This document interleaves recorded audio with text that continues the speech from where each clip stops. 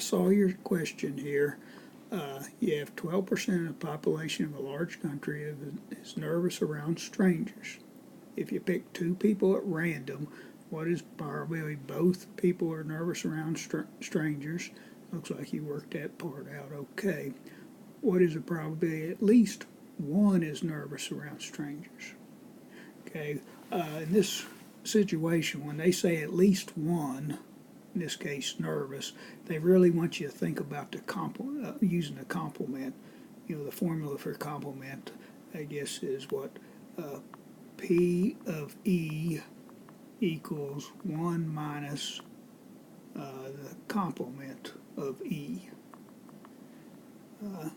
And so, you know, any time they say at least one, they want you to, they have in mind using this complement rule. So probably at least one nervous, well, at least one, there's two people, that means one of them, the first one could be nervous, the second one could be nervous, or they both could be nervous.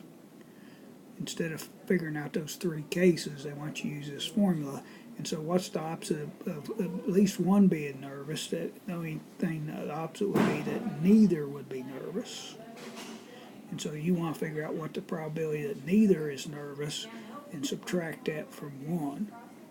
And so if 12% of the population is nervous around strangers, I guess that means 88%. That would mean 88, let's see, kind of right up here. That means 88% is not nervous. Not nervous. And so this would be, you know, change that to decimal, that'd be 0.88, and you're picking two people, so that would be squared. And so that would be 1 minus 0.74774, which you take that away from 1, that's 0.2256.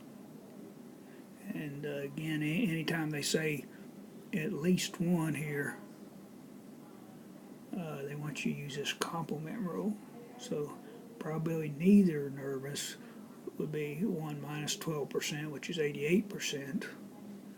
And they're not nervous, and there's two of them here. Hope that helps.